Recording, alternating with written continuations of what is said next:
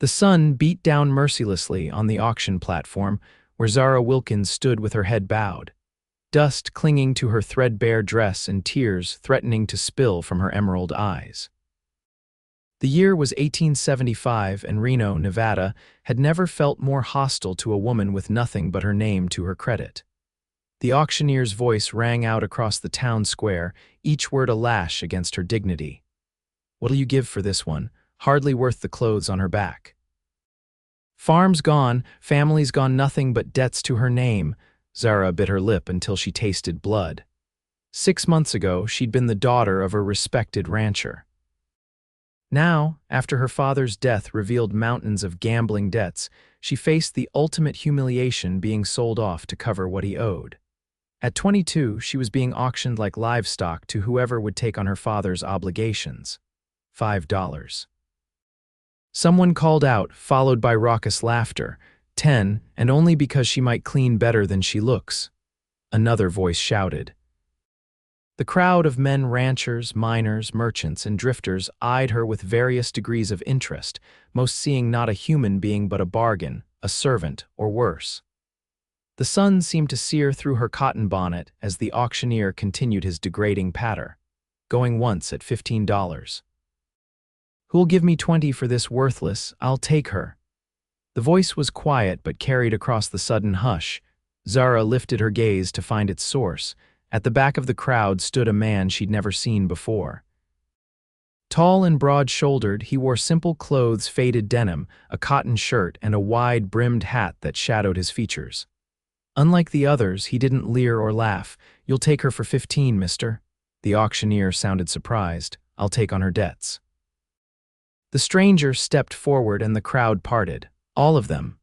A murmur rippled through the onlookers. Her father's debts totaled nearly $2,000, a small fortune. "And who might you be, stranger?" The auctioneer's suspicion was evident. "Ethan Harrington." "I've got a ranch 10 miles west." His voice remained level, his eyes fixed on Zara rather than the auctioneer. The banker, Mr. Phillips, pushed forward. "Harrington, never heard of you." The stranger Ethan reached into his vest and produced papers, handing them to the banker. "Bought the old Crawford place last month. The deed's registered." Phillips examined the papers with narrowed eyes, then nodded reluctantly. "Seems to be in order." "I have the money," Ethan said, producing a bank draft. "This covers what she owes." The crowd murmured in disbelief.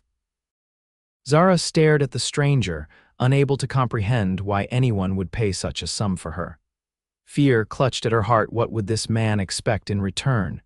She'd heard stories of women purchased only to face unspeakable treatment at isolated ranches. The auctioneer took the bank draft, examining it carefully before nodding. "Sold to Mr. Harrington." Ethan climbed the steps to the platform. Up close, Zara could see he was younger than she'd first thought, perhaps 28 or 30. His face was tanned and weathered, with a strong jaw and clear blue eyes that assessed her without unkindness. "Miss Wilkins," he said quietly, tipping his hat. "I believe we should go," she stiffened. "To your ranch." A slight frown crossed his features. "No, to the courthouse first." Confusion replaced her fear. "The courthouse," he leaned closer so only she could hear. "Take my name and walk free, that's my offer." Zara blinked, certain she had misheard. "Your name, marriage," he clarified, voice still low. "Legal and proper. You'll have protection under the law as my wife, not as property. The debts will be paid, and no man in this territory will have claim on you." "But you don't know me," she whispered, stunned. "I know enough." His eyes met hers steadily. "You deserve better than this. Will you accept?" The alternative loomed before her: being taken by one of the men who had shouted crude offers, or worse, being claimed by Randall Porter, her father's main creditor, who'd made his intentions clear enough before arranging this auction. "Yes," she found herself saying. "I accept." They left the auction platform together, Zara acutely aware of the stares following them. Ethan placed a respectful hand at her elbow, guiding but not gripping, as they made their way through Reno's dusty streets to the courthouse. Judge Morris, a white bearded man with spectacles perched on his nose, raised his eyebrows at the unexpected couple but performed the ceremony without question when Ethan produced the license he'd somehow already obtained. The witnesses were the judge's clerk and a startled woman who had been filing property papers. "I now pronounce you man and wife," the judge declared, closing his Bible with a thump that seemed to echo the finality of what Zara had just done. She was now Mrs. Harrington, married to a complete stranger who had paid off her debts and claimed to want nothing in return except to give her his name. It seemed impossible, like something from a storybook rather than the harsh reality of Nevada territory. Outside the courthouse, Ethan turned to her. "I have a wagon. We should get supplies before heading to the ranch." "Why did you do this?" Zara asked, unable to contain the question any longer. He looked at her for a long moment, then glanced away, his gaze scanning the street as if checking for threats. "No one deserves to be sold like property. I have the means to prevent it, so I did. But marriage gives you legal standing. Your father's creditors can't touch you now." He hesitated. "I should tell you that I don't expect. That is, this arrangement doesn't oblige you to." He cleared his throat. "The marriage is for your protection, nothing more." Zara studied him, looking for signs of deception but finding none. "I don't understand you, Mr. Harrington." A faint smile touched his lips. "Ethan, please, and I don't expect you to understand yet." "We have time for that." At the general store, Ethan purchased supplies: flour, sugar, coffee, and other staples. He also handed Zara money. "You'll need proper clothes and whatever personal items you require." She stared at the bills in her hand. "I can't accept this." "You can." "It's not charity. You're my wife now, at least in name. What's mine is yours under the law." While Zara selected modest but sturdy dresses, undergarments, and toiletries, she observed Ethan through the store window. He loaded their purchases into a wagon, his movements efficient and purposeful. Men who had been at the auction passed by, some nodding to him with new respect, others with open curiosity. He acknowledged them with brief nods but engaged no one in conversation. When she emerged with her parcels, he helped her into the wagon without comment, his hands steady and impersonal. They left Reno behind, the wagon rolling westward along a rutted trail. Mountains rose in the distance, their slopes dotted with pine trees. The landscape was both beautiful and forbidding, rocks and scrubby vegetation interspersed with pockets of surprising green where water sources lay hidden. "It's about 2 hours to the ranch," Ethan said, breaking a silence that had stretched for miles. "Have you lived in Nevada long?" Zara ventured, feeling she should know something about the man she had married.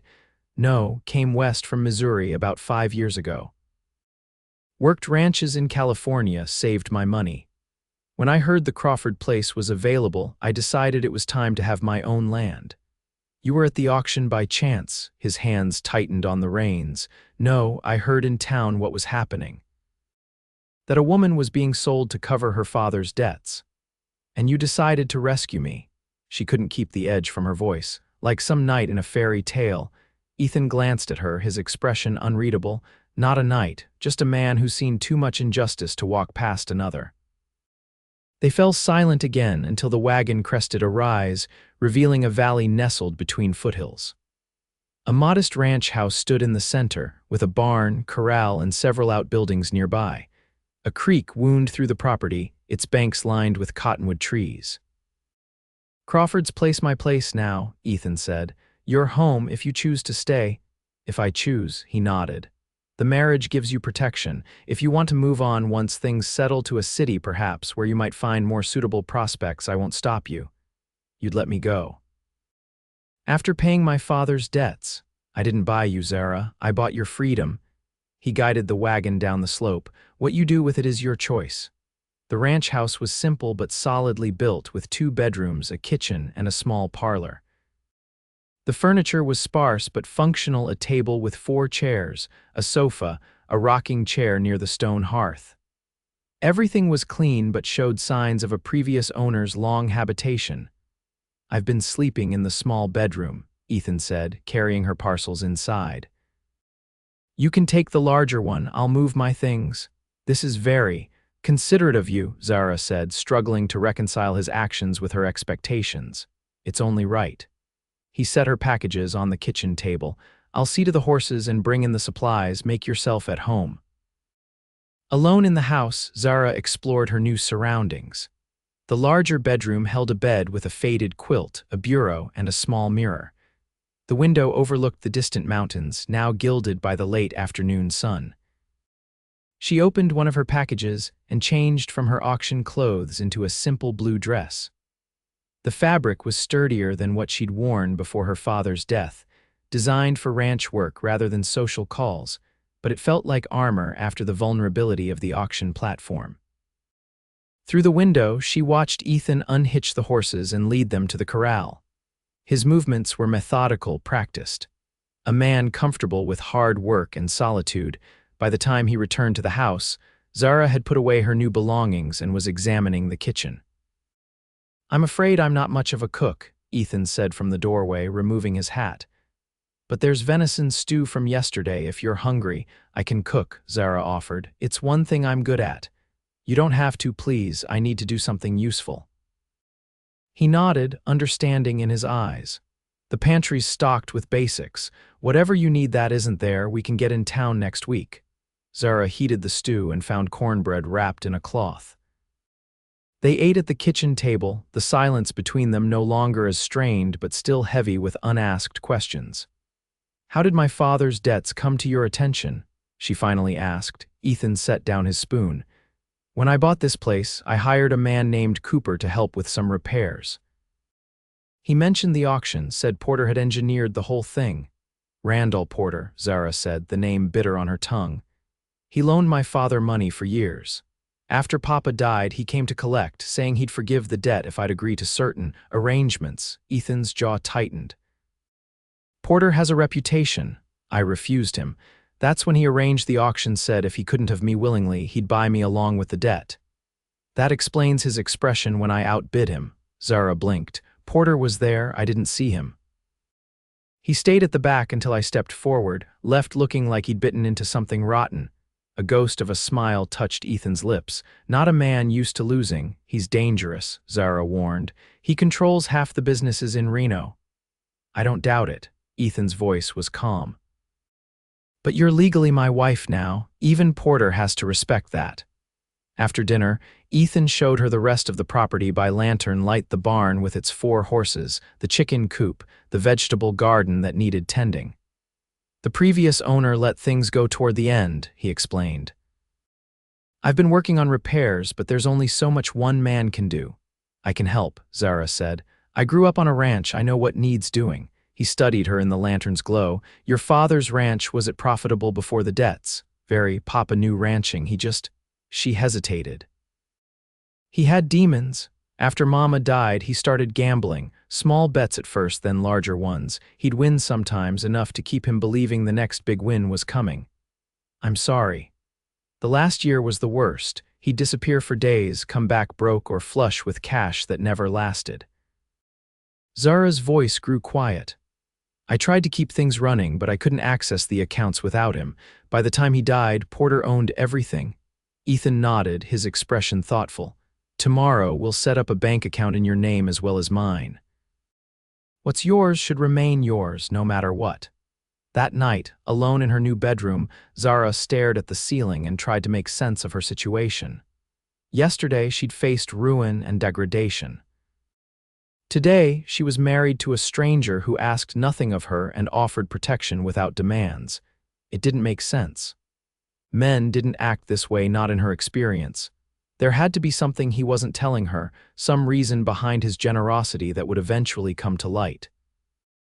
Yet as she drifted towards sleep, she found herself hoping, for the first time in months, that tomorrow might hold something other than dread. The next week passed in a blur of activity. True to his word, Ethan took her to the bank in Reno and established a joint account, even depositing money specifically for her use. "Your independence," he called it, ignoring her protests. They avoided the busier streets where they might encounter Porter, but word of their marriage had spread. People stared openly, some with curiosity, others with disapproval.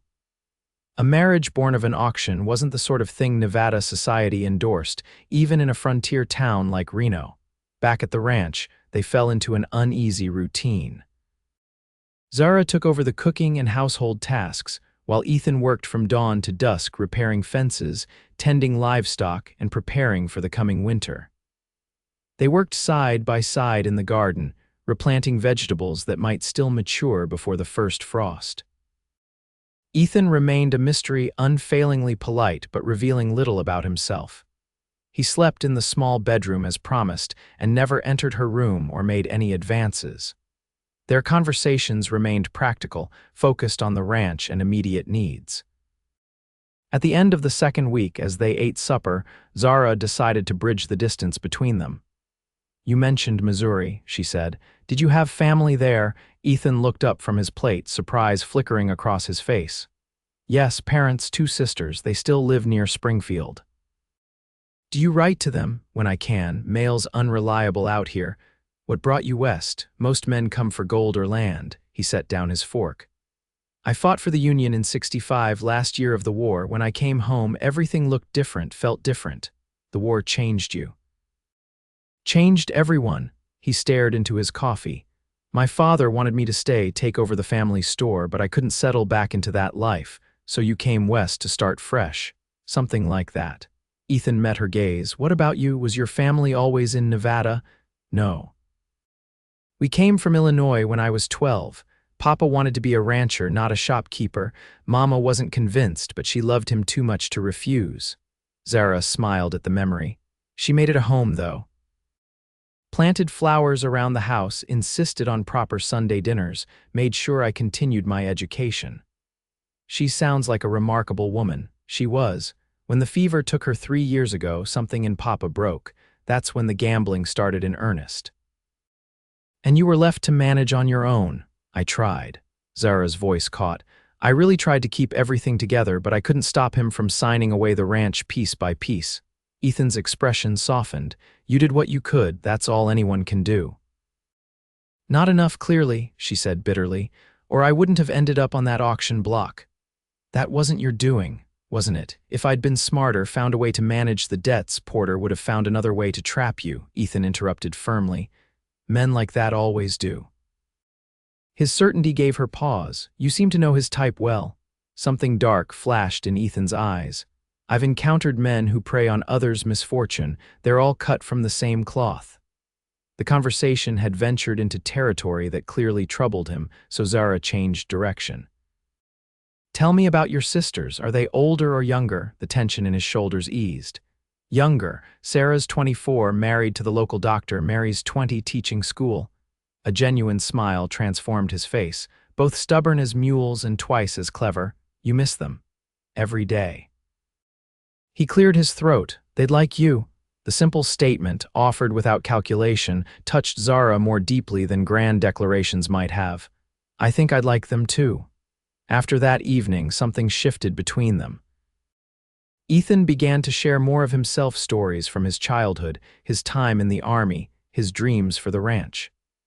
Zara found herself reciprocating, telling him about her mother's garden, her own love of books, the piano lessons she'd once taken in town. A tentative friendship formed, built on small confidences and shared labor. When a sudden storm blew in, they worked together to secure the livestock and repair a damaged section of roof. When Ethan came down with a fever after getting soaked, Zara tended him through the night, applying cool cloths to his forehead and mixing willow bark tea to break the fever. "You're good at this," he murmured, half delirious. "Like an angel." "Hardly an angel," she replied. "Just experienced with sick rooms." "Better than any angel," he insisted before drifting back to sleep, his hand somehow finding hers in the darkness. By the time autumn painted the distant mountains with gold and crimson, Zara had stopped thinking of leaving. The ranch was becoming home, and Ethan quiet. Steadfast Ethan was becoming someone she looked forward to seeing each morning. Yet still he kept his distance, treating her with a respect that sometimes felt like a barrier. They were married in name, but not in truth, and Zara found herself wondering if he simply didn't desire her that way. The thought brought an unexpected ache. On a crisp October morning, Zara rode with Ethan to check the northern boundary of their property. She'd taken to accompanying him on such tasks, finding satisfaction in learning every aspect of the ranch. They stopped to rest the horses near a stand of aspen trees, their leaves trembling gold against the blue sky. Ethan produced sandwiches wrapped in cloth, and they sat on a fallen log to eat. "Winter will come early this year," he observed, looking at the mountains. "We should finish the repairs on the barn next week." "I've been meaning to ask," Zara said, gathering her courage, "why you haven't hired help. Most ranches this size have at least one hired hand." Ethan considered the question. "Wanted to be sure of the place first, and I'm used to working alone, but it's too much for one person." "I have you now," he said simply. "Yes, but—" Zara hesitated. "I've been thinking we could expand, maybe add cattle next spring, but we'd need help." He looked at her with surprise. "You're planning to stay then, aren't you?" she countered. "This is your ranch, our ranch," he corrected. "And yes, I'm staying, but I thought you might still be considering other options." Zara met his gaze directly. "What other options would you suggest for a woman with no family, no money of her own, and a name that's been connected to an auction block?" "You have my name now," he said quietly, "and money in the bank. You could go anywhere, start fresh." "Is that what you want, for me to leave?" "No." The word came quickly, almost forcefully. Ethan looked away, then back at her. "No, that's not what I want." "Then what do you want, Ethan?" Zara asked, her heart pounding. "You've never said." He stood, moving to his horse and adjusting the saddle straps that needed no adjustment. "What I want doesn't matter. This arrangement was for your protection, not my benefit." "After all these months, are we still just an arrangement?" She followed him, frustration giving her courage.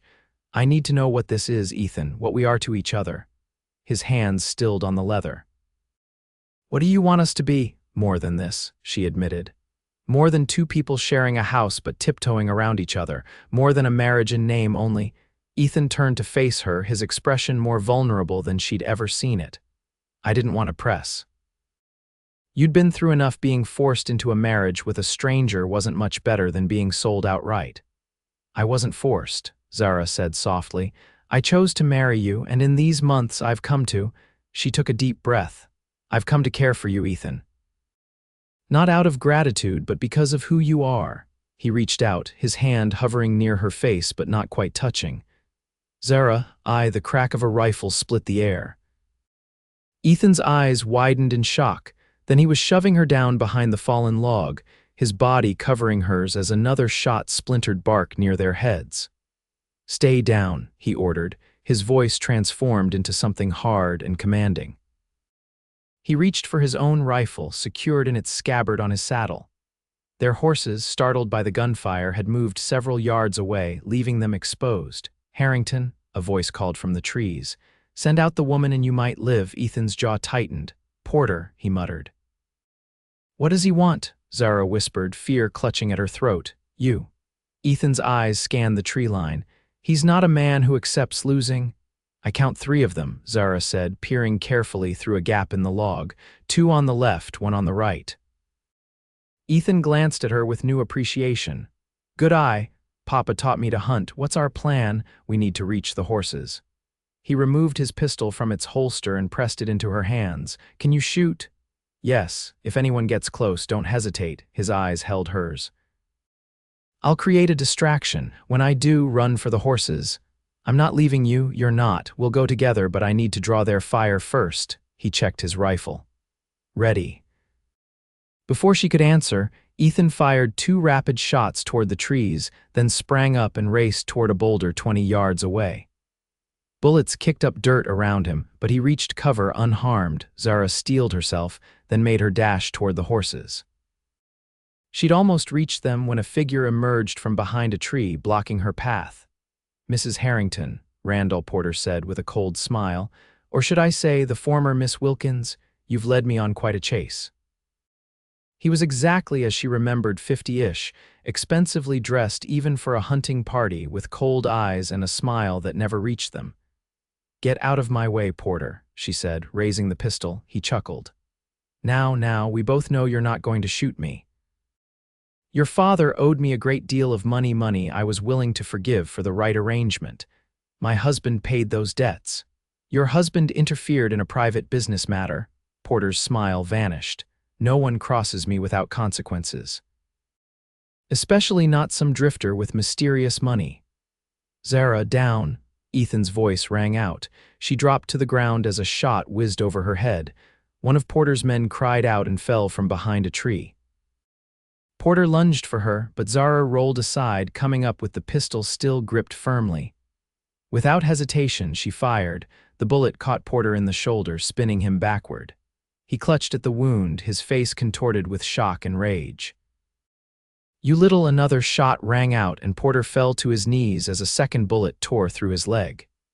Ethan appeared beside Zara, his rifle trained on the wounded man. "Tell your remaining man to throw down his weapon," Ethan ordered, "or the next one goes through your heart." Porter, face pale with pain and fury, called out a command. A rifle clattered to the ground from behind the trees, followed by a man with his hands raised.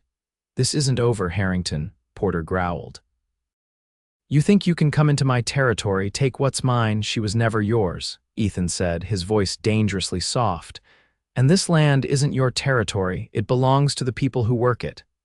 "You're a dead man," Porter spat, "both of you." "I have friends in every town from here to California." "Then you'd better start riding to find them." Ethan's rifle never wavered. "Because if I see you near my wife or my property again, I won't aim for the shoulder." He motioned to Porter's remaining man. "Take him and go." "You've got 10 seconds before I change my mind." The man helped Porter onto his horse, then mounted his own. With a final venomous glare, Porter urged his horse away, his companion leading the third horse with its unconscious or dead rider slumped over the saddle. Ethan watched until they disappeared from sight, then turned to Zara. His eyes swept over her, checking for injuries. "Are you hurt?" "No," she was trembling now that the danger had passed. "You?" "I'm fine." He took his pistol from her hand, holstering it before pulling her into a fierce embrace. "I thought when I saw him so close to you, I shot him," Zara said, the reality of what she'd done sinking in. "I've never shot a person before. You saved yourself, and probably me too." Ethan's arms tightened around her. "You were magnificent."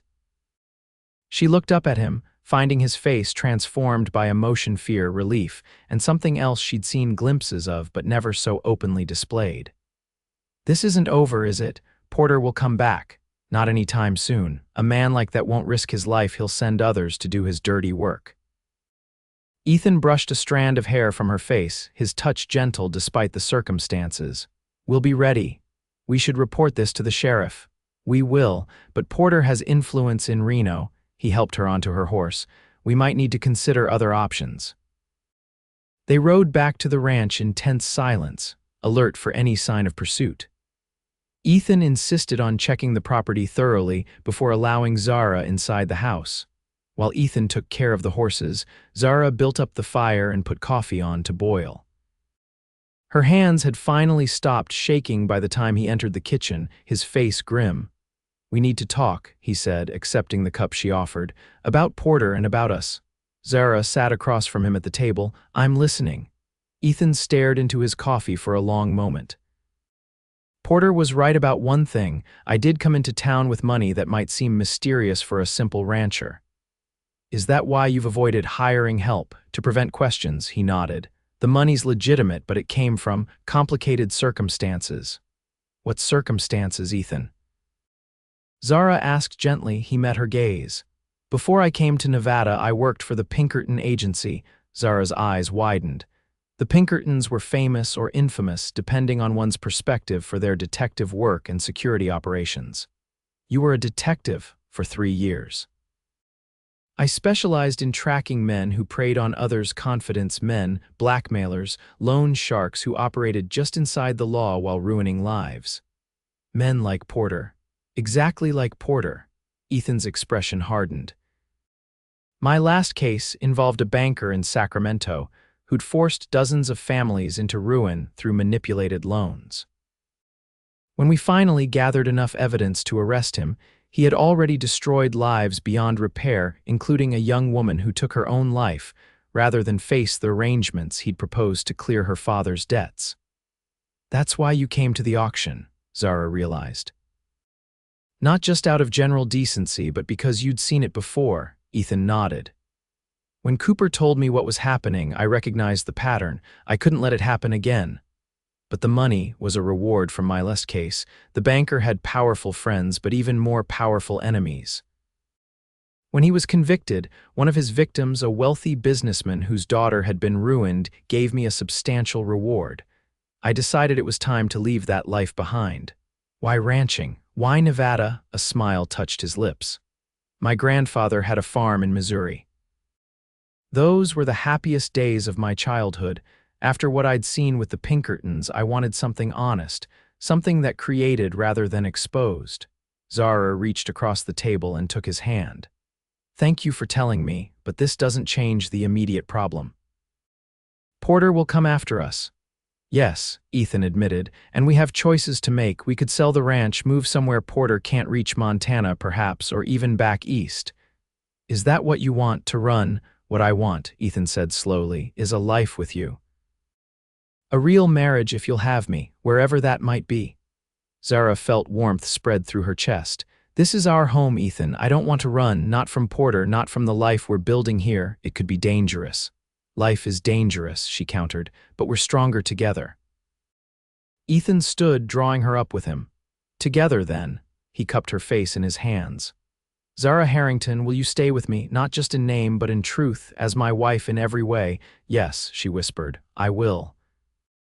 When he kissed her, it wasn't the tentative kiss of a man uncertain of his welcome, but the passionate embrace of a husband claiming his wife after too long apart.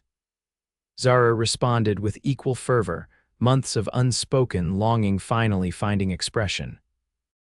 Later, as twilight gathered outside the windows, they lay entwined in what was now truly their bedroom.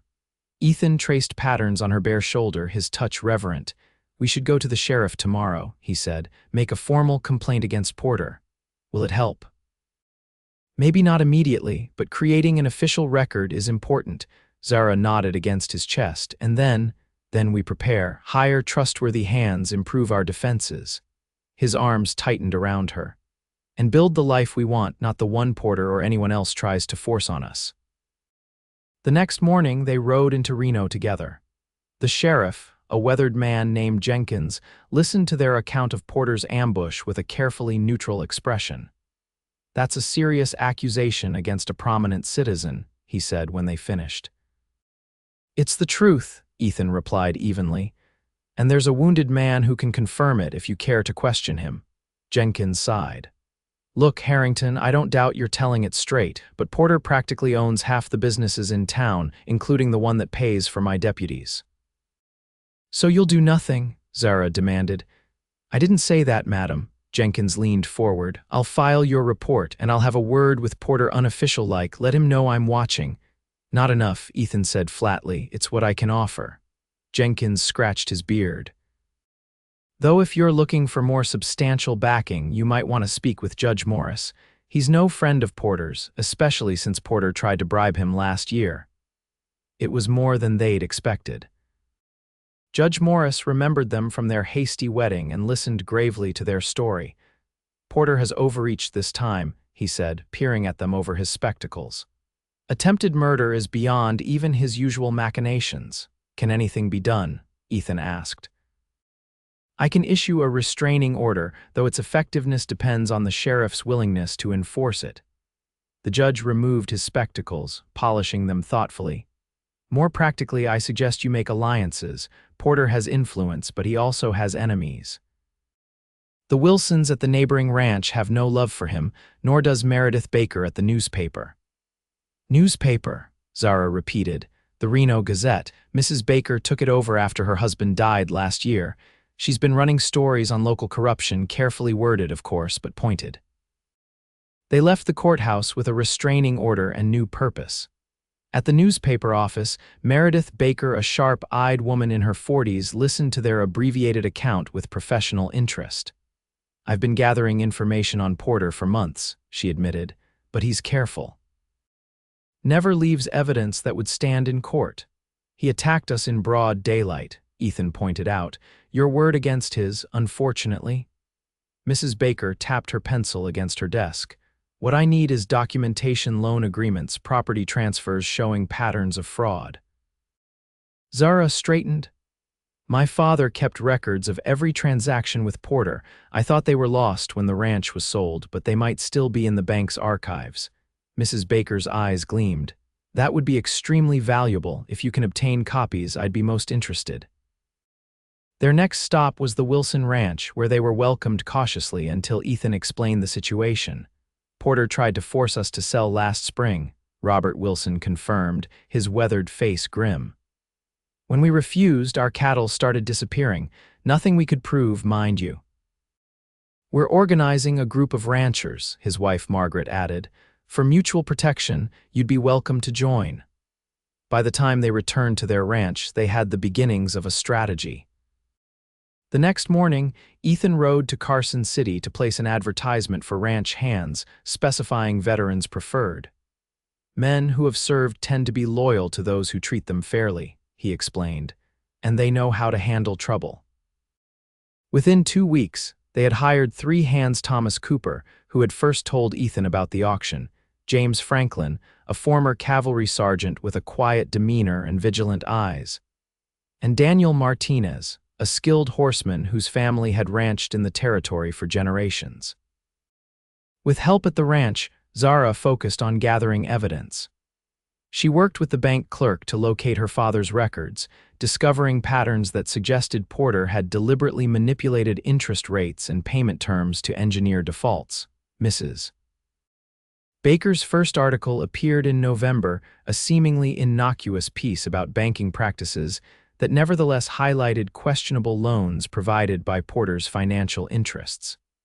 More articles followed, each building on the last. Porter responded with threats against the newspaper, then by pulling his advertising. When these tactics failed to silence Mrs. Baker, more direct measures followed. The newspaper office was vandalized and Mrs. Baker's home was broken into, though nothing was stolen. Through it all, Ethan and Zara remained vigilant. The hands took turns standing watch at night, and no one traveled the property alone. Their ranch became a meeting place for the association of local landowners who had joined forces against Porter's influence. In December, Judge Morris was ambushed on his way home from the courthouse. Though he survived, the attack left him hospitalized with serious injuries. The sheriff, finally pushed beyond his tolerance for Porter's methods, ordered his deputies to bring Porter in for questioning. Porter, however, had disappeared. Gone to San Francisco, according to his housekeeper, Sheriff Jenkins reported when he visited the ranch to warn them, but I'd keep your guard up. A snake like that doesn't just slither away when cornered. Christmas approached, bringing heavy snow and a temporary sense of security. The ranch was thriving under their care with plans for expansion in the spring. In the evenings, they sat by the fire, sometimes talking late into the night, sometimes simply enjoying the comfort of being together. I never expected this, Zara said one night as they lay in bed, listening to the wind howl outside. When I stood on that auction platform, I thought my life was over. Ethan pulled her closer. I never expected you. I came west looking for peace, not knowing what was missing until I found you. Even with Porter's threats, the danger, even with all of it, he kissed her forehead.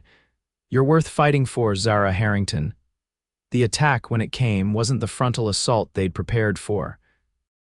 It began with smoke thick, choking clouds billowing from the barn in the early hours before dawn. Ethan woke to the smell, instantly alert. Fire, he shouted, already pulling on his clothes. They raced outside to find the barn engulfed in flames. The ranch hands emerged from their quarters, and together they worked to free the horses and contain the blaze. In the confusion, no one noticed the approaching riders until bullets splintered the porch railing. Get down. Ethan grabbed Zara, pulling her behind the water trough as more shots rang out. Cooper returned fire from behind a wagon, while Franklin and Martinez positioned themselves at the corners of the house. Through the smoke and pre-dawn darkness, Zara could make out 5 or 6 mounted figures circling the property. Porter, she asked, checking the pistol Ethan had pressed into her hands. Almost certainly. Ethan's face was grim in the firelight. This is his endgame.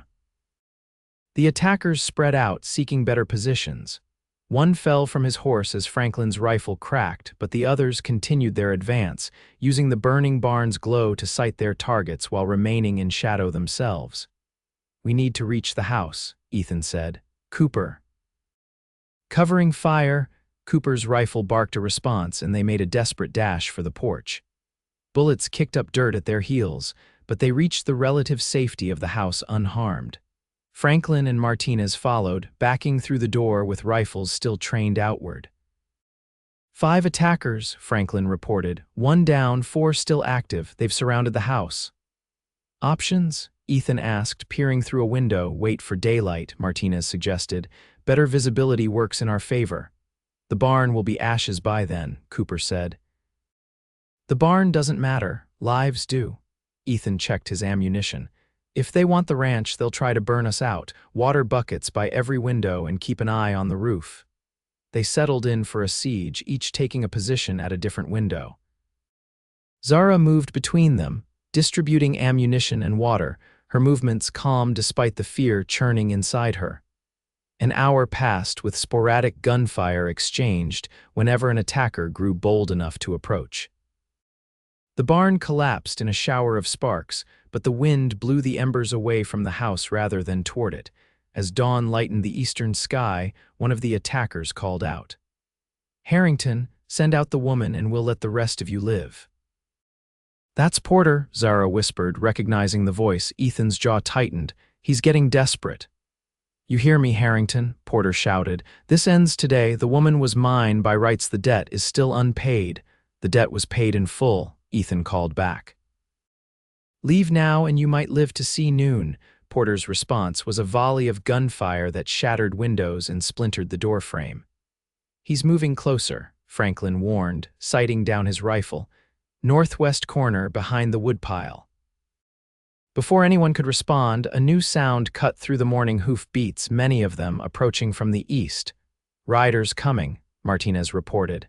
"At least a dozen," Porter's reinforcements, Cooper asked grimly. Ethan moved to the eastern window. "No," he said, relief washing over his face. "Those are Wilson's men, and that's Sheriff Jenkins leading them." The new arrivals swept onto the property like an avenging force, rifles raised and ready. Porter's men, caught in the open and now outnumbered, scattered toward the tree line. All except Porter himself, who made a desperate charge toward the house, firing wildly. "He's coming straight at us," Franklin said, taking aim. "No," Ethan said sharply.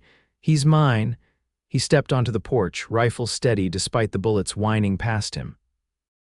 Porter saw him and reined his horse toward him, a look of pure hatred distorting his features.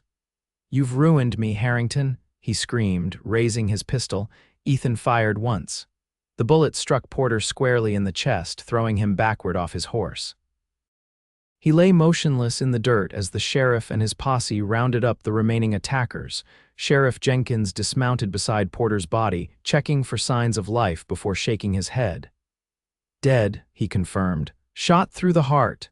"He gave me no choice," Ethan said quietly. "Everyone here saw it," Jenkins assured him.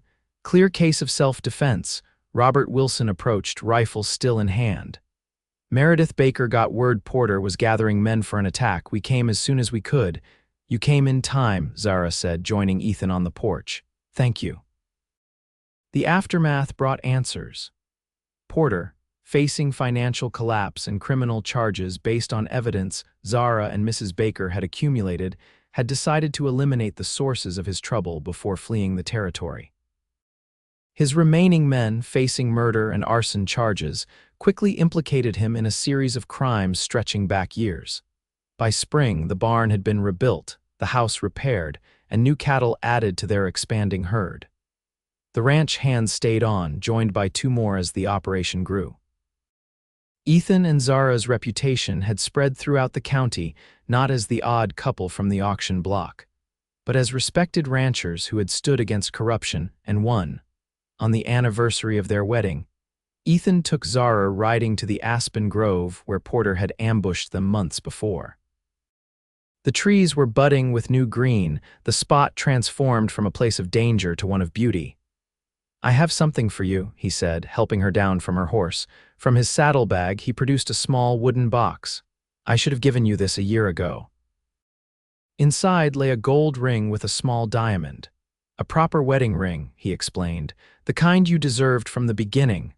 "Oh, Ethan." Tears welled in Zara's eyes as he slipped it onto her finger alongside the simple band they'd used for their hasty ceremony. "I didn't just come here to give you that," he admitted, keeping her hand in his.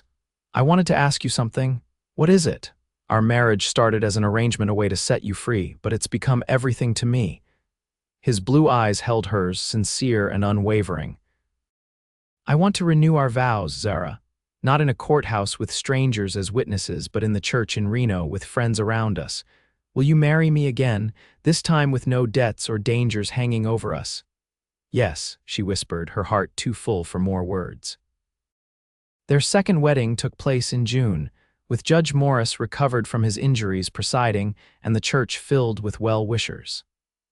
Mrs. Baker covered the event for the newspaper, noting that it represented the triumph of true partnership over the old ways that valued property above people.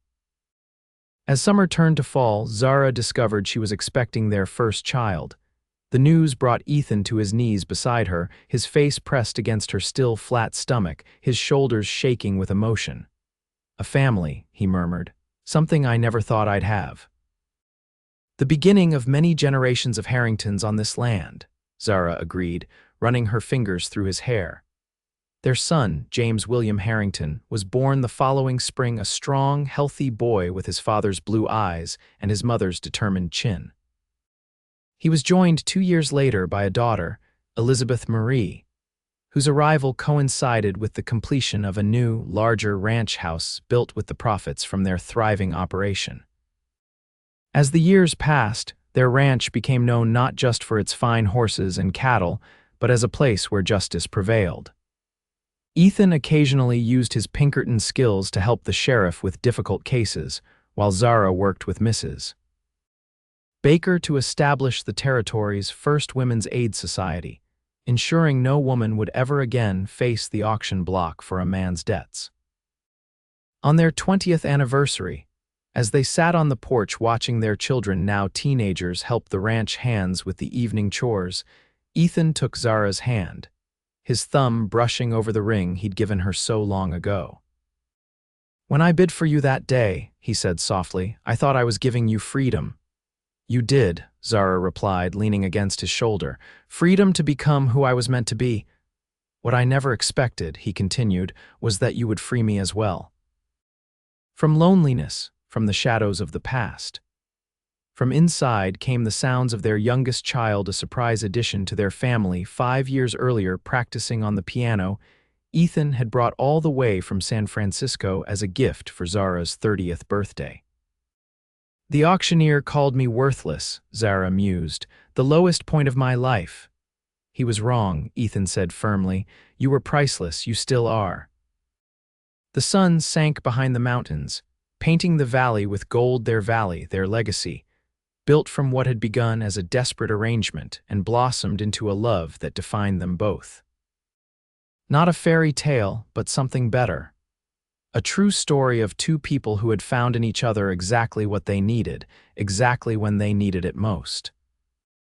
In the quiet of the evening, with the life they'd built flourishing around them, they remained as they had faced every challenge together, stronger for having weathered the storms and certain that whatever came next, they would face it side by side.